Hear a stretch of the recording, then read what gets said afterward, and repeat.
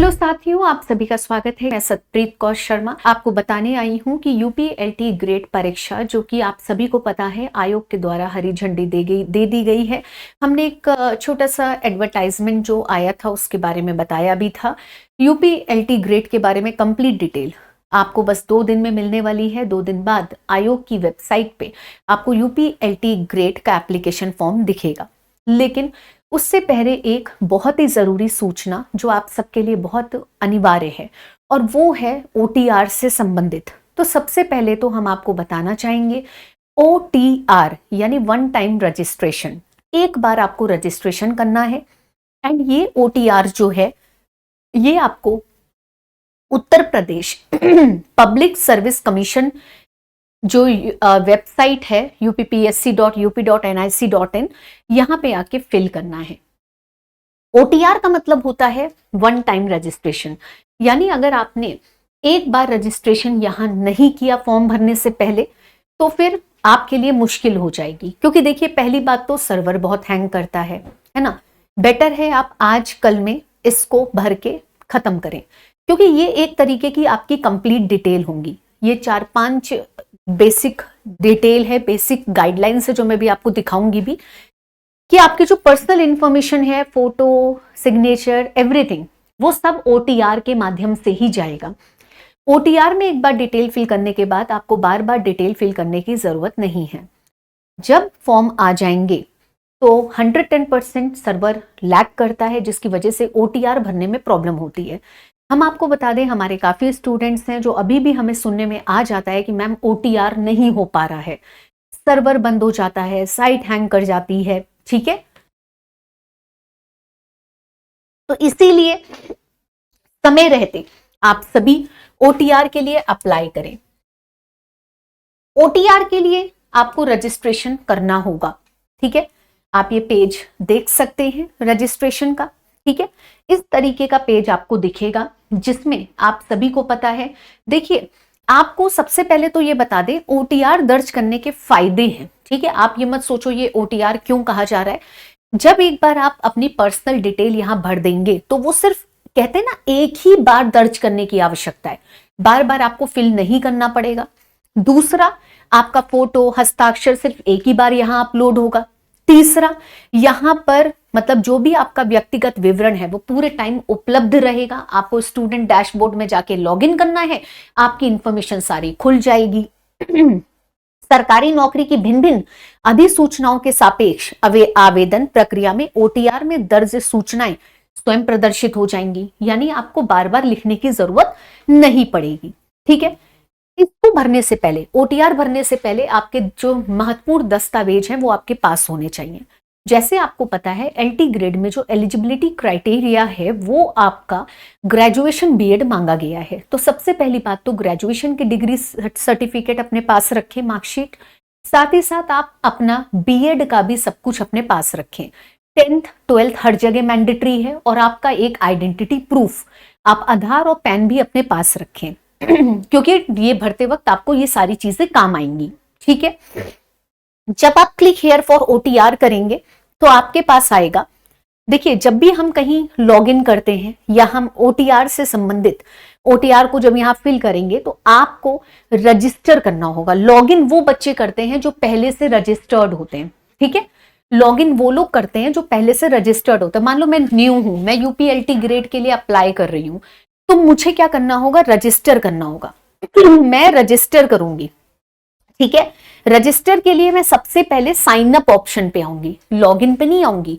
Login में वो आते हैं जो पहले से फॉर्म को भरे हुए हैं, साइन अप में वो आएंगे जो नए बच्चे हैं। ठीक है, यानी अपनी डिटेल फिल करो, वही तो ओटीआर कहलाएगा।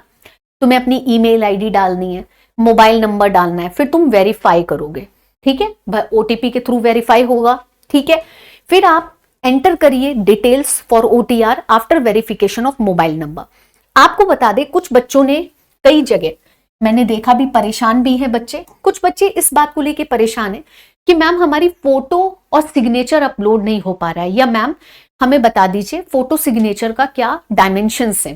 तो देखिए भाई, सीधी सी बात है, फोटो और सिग्नेचर का डायमेंशन यहाँ क्लियर है। चौड़ाई 5 centimetre, height 6 centimetre, signature 6 centimetre and 3 centimetre. इन्होंने मेंशन किया है सिग्नेचर एंड फोटोग्राफ का डायमेंशंस। अगर आपका डायमेंशन इसके ऊपर है या इससे कम है तो यहाँ पे फोटो अटैच नहीं होगी। ठीक है, कन्वर्ट कर लीजिए गूगल पे, आसानी से हो जाता है। आप गूगल में कन्वर्ट करके अपनी फोटो और सिग्नेचर पहले से रेडी रखिए, ये इस डेटा के अकॉर्डिंग पहले से रेडी रखिए।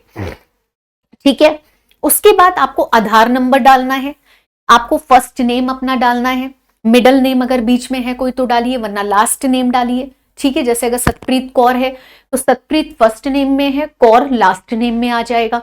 ठीक है, जेंडर सिलेक्ट करिए। ठीक है, आपको जेंडर सिलेक्ट करना है, male female. Date of birth according to 10th certificate. Domicile select करो, कहां रहते हो।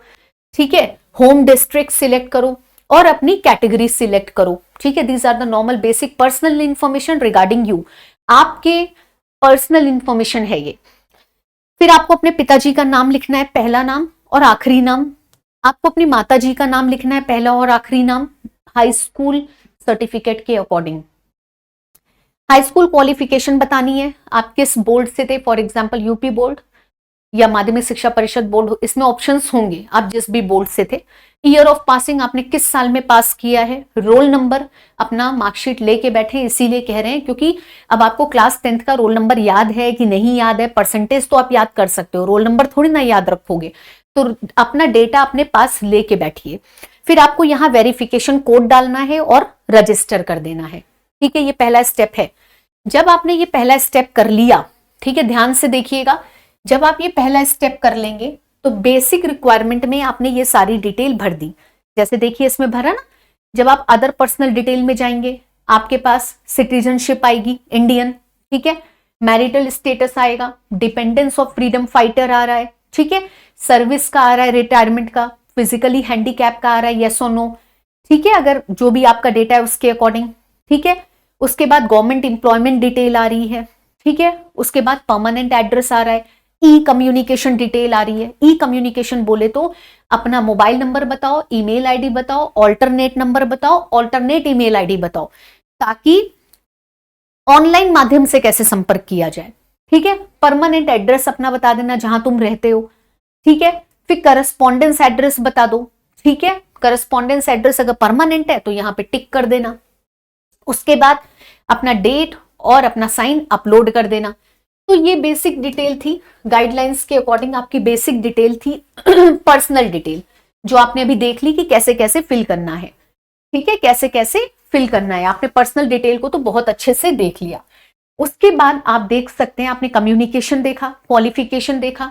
ठीक है, फिर आपने एक्सपीरियंस डिटेल देखी, क्योंकि इसी में सब कुछ है कि आपको एम्प्लॉय डिटेल डालनी है कि अगर आपने कभी मतलब आपका पहला एक्सपीरियंस है, कहीं आपने जॉब कर रखी है, आप एक्सपीरियंस्ड हो, तो वो भी यहाँ अप्लाई कर सकते हो। अपने एम्प्लॉयर का नाम, फिर नेम एंड एड्रेस, फिर ऑर्गेनाइजेशन, मतलब पूरी डिटेल जाएगी। आपने कहीं काम कर रखा है तो पूरी डिटेल होती है। जब हम कहीं ज्वाइन करते हैं हमें ज्वाइनिंग लेटर मिलता है, जब हम छोड़ते हैं तो हमें, आपको पता है, तब भी हमें एक्सपीरियंस सर्टिफिकेट मिलता है ना। तो सारी डिटेल यहाँ पे आएगी, आपके ऑर्गेनाइजेशन का ईमेल वगैरह सब कुछ। एम्प्लॉय डिटेल यानी तुम्हारी, तो तुम्हें अपना ग्रेड पे, बेसिक पे सब कुछ लिखना होगा, वेदर यू आर वर्किंग। ठीक है, जितने में भी स्टार लगा है वो सारी डिटेल मैंडेटरी होंगी। ठीक है, वो सारी डिटेल मैंडेटरी होंगी। आखिरी स्टेप जो है उसमें आप देख सकते हैं कि जब आपने पर्सनल डिटेल अपनी फिल कर दी, कम्युनिकेशन डिटेल फिल कर दी है ना, इसको थोड़ा बड़ा कर देते हैं। आपने पर्सनल डिटेल फिल कर दी, कम्युनिकेशन भी कर दी, क्वालिफिकेशन भी कर दी, फोटो सिग्नेचर भी कर दिया, एक्सपीरियंस भी डाल दिया, तो अब तुम करोगे लॉक यानी फाइनल सबमिट। लेकिन मैं आपको ये भी बता दूं, एडिटिंग के ऑप्शन है। ठीक है, कि अगर आपसे कोई डिटेल गलत भर गई है तो आप एडिट कर सकते हैं। अब आप क्या करिए, ये सब करने से पहले मैं आपको बता दूं, जब आप सारी डिटेल भर देंगे तब आप लॉक एंड फाइनल पे जाएंगे, तब आपकी भरी हुई सारी डिटेल आपको नजर आएगी। तो एक बार आप क्रॉस चेक कर सकते हैं कि मैंने जो जो चीजें भरी क्या वो मैंने सही भरी, हर सेगमेंट की आप चेक कर सकते हैं। फिर आप जाकर के लॉक एंड फाइनल सबमिट कर सकते हैं। जब ये सारी चीजें आप कर लेंगे, ठीक है, जब ये सारी चीजें कर लेंगे, क्योंकि इस बीच आपको पासवर्ड, हाँ एक चीज और, जब वो पासवर्ड बनाने को बोलेंगे, रजिस्ट्रेशन में पासवर्ड, उसका भी सख्त ध्यान दीजिएगा। कई बार उसमें भी बच्चों के रिप्लाई आते हैं कि मैम हमारा पासवर्ड एक्सेप्ट नहीं कर रहा है, तो एक अपर केस रखिए उसमें, यानी कैपिटल लेटर, डिजिट भी रखो और एक स्पेशल कैरेक्टर भी रखो, तो तुम्हारा पासवर्ड ऑटोमेटिकली वो एक्सेप्ट करेगा। ठीक है, तो कहने का मतलब ये है, गाइडलाइंस पे जाकर के जब तुम सारी चीजों को देखोगे यहाँ पे, क्योंकि सारी चीजें, उसके बाद तुम जब ऑटोमेटिकली वापस आओगे, है ना, ऑटोमेटिकली वापस आओगे, तो तुम्हें यहाँ पे लॉग इन करना होगा। लॉग इन तुम ओटीपी के थ्रू भी कर सकते हो, तुम लॉग इन आईडी के थ्रू भी कर सकते हो, फिर तुम्हें वेरिफिकेशन कोड डालना है, फिर लॉग इन करना है। लॉग इन तभी होगा जब ओटीआर पॉसिबल होगा। ओटीआर के बाद तुम्हारा एक रजिस्ट्रेशन नंबर तुम्हें मिल जाएगा। ठीक है, कि यानी कि तुम अब रजिस्टर अपने आप को कर लिए हो। उसके बाद यानी कि सबसे पहले रजिस्ट्रेशन करना है, उसके बाद लॉग इन करना है, फिर वेरीफाई करनी है डिटेल, फिर आपको वैलिडेशन करना है। थोड़ा सा ध्यान दीजिएगा। ठीक है, कौन कौन से स्टेप है, कैसे कैसे स्टेप है, वो सारी चीजें मैंने आपको बताने की कोशिश की है। यहां पे आके दोबारा से आप क्या कर सकते हैं, ऑलरेडी हैव ओटीआर, आप लॉग इन करेंगे, आपकी डिटेल आपको आपकी आंखों के सामने आ जाएगी। ये भी क्लिक नहीं हो रहा है क्योंकि साइट देखिए अभी से हैंग कर रही है ना, तो इसीलिए तो मैं बोलती हूँ कि आप लोग टाइमली इसको भर लीजिए ओटीआर को, वरना आप ही को दिक्कत होगी। ठीक है, तो जब आप रजिस्ट्रेशन पे जाएंगे, रजिस्ट्रेशन पे आने के बाद ऑलरेडी हैव ओटीआर पे क्लिक करिएगा, आपका ये ओपन हो जाएगा। और इफ इन केस अगर आप भूल चुके हैं पासवर्ड, तो आप फॉरगेट पासवर्ड भी कर सकते हैं। ठीक है, आप फॉरगेट पासवर्ड भी कर सकते हैं। तो इस प्रकार से आप अपने ओटीआर को फिल कर सकते हैं। ओटीआर फिल करने के फायदे हैं, इसीलिए उसको समय रहते फिल करिए, क्योंकि उसको लेट करने का कोई फायदा नहीं है। जितनी जल्दी आप उसे फिल कर लेंगे आपके लिए अच्छा है। बिल्कुल बेसिक इंफॉर्मेशन मांग रहा है आप ही से रिलेटेड, सिर्फ इंपॉर्टेंट है कि आप इंपॉर्टेंट दस्तावेज को साथ में लेकर बैठें ताकि आप अपलोड कर पाए, है ना, आप डिटेल को अपलोड कर पाए। तो जब तक आपके पास इंपॉर्टेंट अपनी मार्कशीट सर्टिफिकेट्स नहीं होंगे तो आपको प्रॉब्लम आएगी। सिग्नेचर और फोटो का डायमेंशंस देख के उसको कन्वर्ट कर लीजिएगा, तो आसानी से वो भी यहां दिख जाएगा। ठीक है, फिर भी अगर आपको ओटीआर भरने में कहीं दिक्कत आ रही है तो आप हमें इसी वीडियो के नीचे कमेंट कर सकते हैं। तो चलिए चलते हैं, फिर किसी एक अच्छी इंफॉर्मेशन के साथ आपके साथ जुड़ेंगे। Thank you so much.